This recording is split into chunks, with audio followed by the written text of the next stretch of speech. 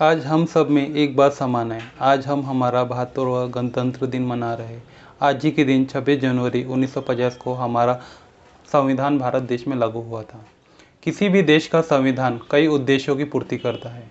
यह कुछ आदर्शों को पूरा करता है।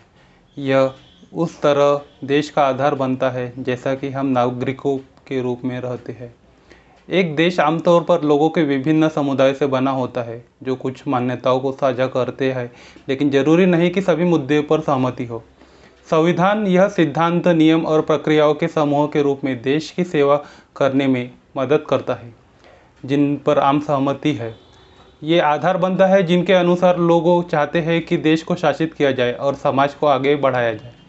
इसमें न केवल सरकार बनाने के प्रावधान पर एक समझौता शामिल है, बल्कि कुछ आदर्श भी शामिल है जिन्हें देश को कायम रखने के लिए चाहिए। भारतीय संविधान में कुछ मुख्य संवैधानिक मूल्य हैं। इसकी भावना का गठन करते हुए और विभिन्न लेखों और प्रावधानों में व्यक्त किए जाते हैं। लेकिन क्या आप जानते हैं मूल्य शब्द का अर्थ क्या है? आप तुरंत कह सकते हैं सत्य, अहिंसा, शांति, सहयोग, ईमानदारी, सम्मान और दया यह मूल्य हैं। और आप ऐसे कई मूल्यों को गिनना जारी रख सकते हैं। असल में एक आदमी की समझ में वह मूल्य है जो एक संस्था के रूप में मानव समाज के अस्तित्व के लिए बहुत ही आवश्यक है और अवलोकन करना चाहिए।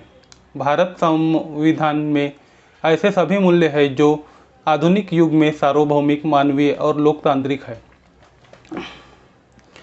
आज मैं आपसे यही संवैधानिक मूल्य और संविधान की प्रस्तावना के बारे में अपने विचार रखूंगा।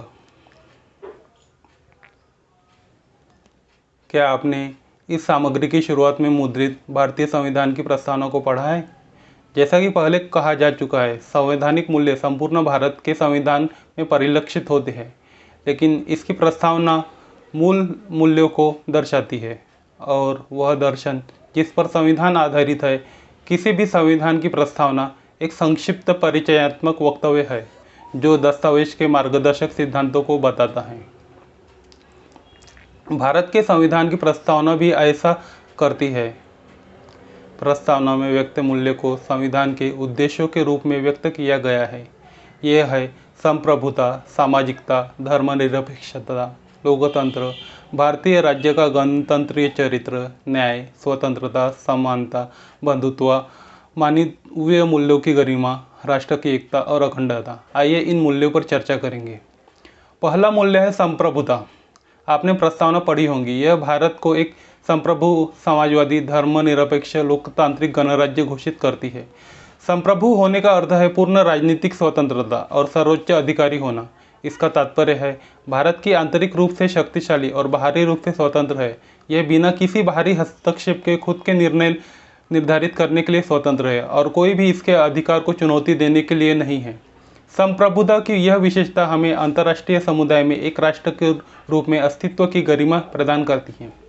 हालांकि संविधान यह निर्दिष्ट नहीं करता है कि संप्रभु प्राधिकरण कहाँ निहित है, लेकिन प्रस्तावना में we the people of India का उल्लेख स्पष्ट रूप से इंगित करता है कि संप्रभुता भारत के लोगों के साथ है।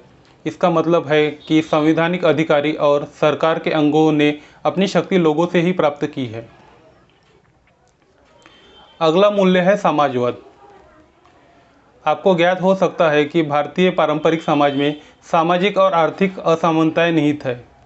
इसलिए सभी प्रकार की विषमताओं को समाप्त करने के लिए सामाजिक परिवर्तन और परिवर्तन को बढ़ावा देने के उद्देश्य से समाजवाद को एक संवैधानिक मूल्य बनाया गया है। हमारा संविधान सरकारों और लोगों को सभी क्षेत्रों में योजनाबद्ध और समन्वित सामाजिक विकास सुनिश्चित करने का निर्देश देता है। यह कुछ ही हाथों में धन और शक्ति की एकाग्रता को रोकने का निर्देश देता है। संविधान में मौलिक अधिकारों और राज्य के नीति के निर्देशक सिद्धांतों पर अध्याय में विशिष्ट प्रावधान है जो कि असमानताओं से निपटने के लिए है। अगला मूल्य है धर्मनिरपेक्षता। हम सभी प्रसन्न होते हैं जब कोई कहता है कि भारत दुनिया के लगभग सभी प्रमुख धर्मों का घर है। इस बहुलता के संदर्भ में एक या दो से अधिक कई धर्म रहने के बाद भी धर्मनिरपेक्षता को एक महान संवैधानिक मूल्य के रूप में देखा जाता है। धर्मनिरपेक्षता का अर्थ है हमारा देश किसी एक धर्म या किसी एक धार्मिक विचारों से निर्देशित नहीं होता है। हालांकि भारत देश में धर्मों के खिलाफ नहीं है।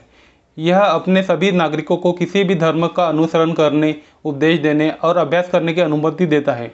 इसी समय यह सुनिश्चित करता है कि देश का अपना कोई धर्म नहीं है। संविधान धर्म के आधार पर किसी भी तरह के भेदभाव पर सख्ती से रोक लगाता है। अगला मूल्य है लोकतंत्र। संविधान की प्रस्तावना एक मूल्य के रूप में लोकतंत्र को दर्शाती है। हमारी सरकार यह शासन के रूप में लोगों की इच्छा से अपने अधिकार प्राप्त करती है। जनता देश शासकों का चुनाव करती है और चुने हुए प्रतिनिधि लोगों के प्रति जवाबदेह रहते हैं।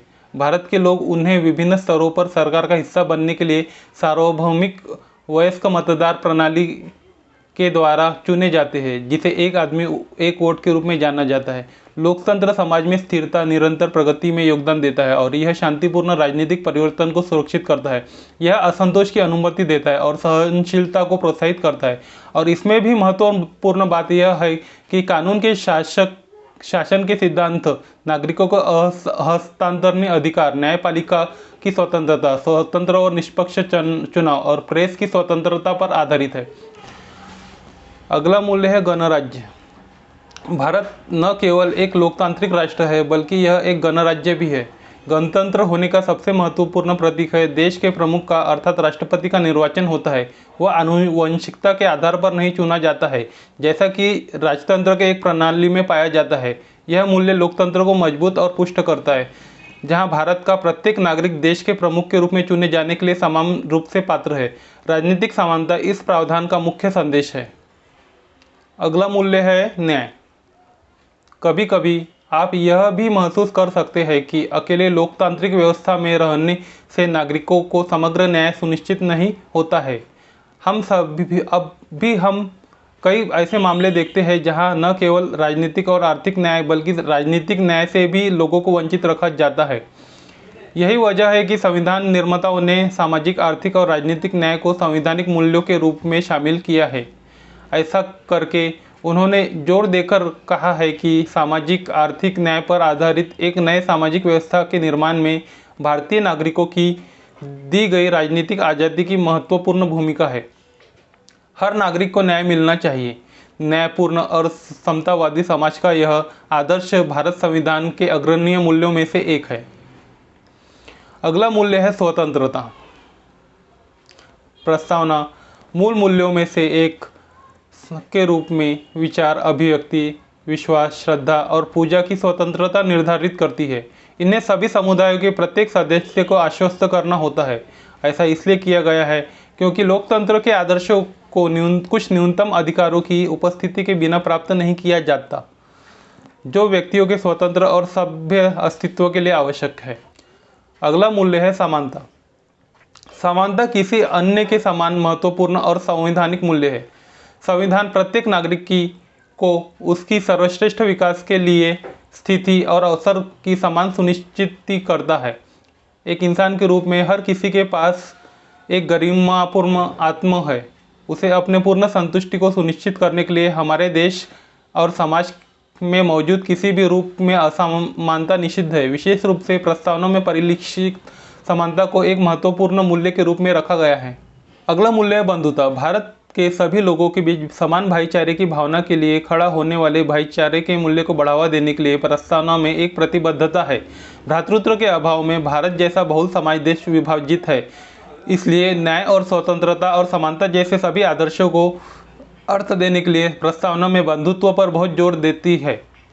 वास्तव में बंधुत्व को न केवल समुदाय के विभिन्न संप्रदायों के बीच अस्पृश्यता को समाप्त करने बल्कि सभी सांप्रदायिक और संप्रदायों यहाँ तक कि स्थानीय भेदभावपूर्ण भावनाओं को समाप्त करने के द्वारा महसूस किया जाता है, जो भारत की एकता के रास्ते में खड़े हैं।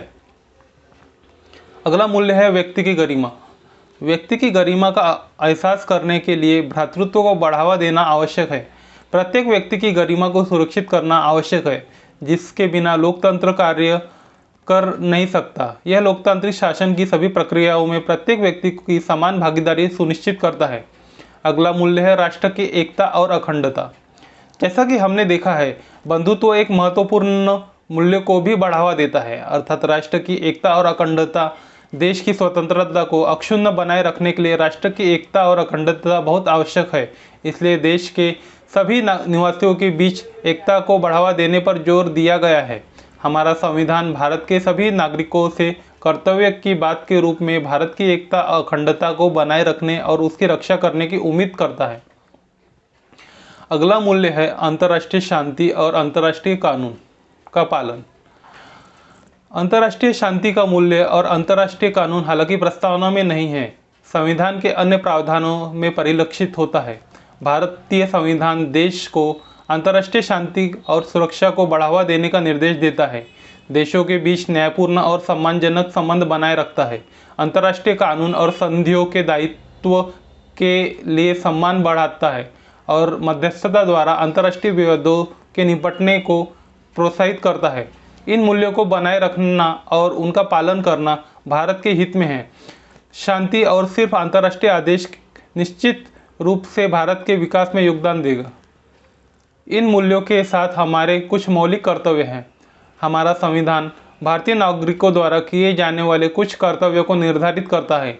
यह सच है कि यह कर्तव्य कानून की अदालत में लागू नहीं होते, जैसा कि मौलिक अधिकार है, लेकिन ये कर्तव्य देश के नागरिकों द्वारा किए जाने चाहिए। मौलिक कर्तव्यों का अभी भी अधिक महत्व है क्योंकि ये देशभक्ति, राष्ट्रवाद, मानवतावाद, पर्यावरणवाद, सामंजस्यपूर्ण जीवन, लिंग समानता, वैज्ञानिक दृष्टिकोण तथा व्यक्तिगत और सामूहिक उत्कृष्टता जैसे कुछ बुनियादी मूल्य दर्शाते हैं।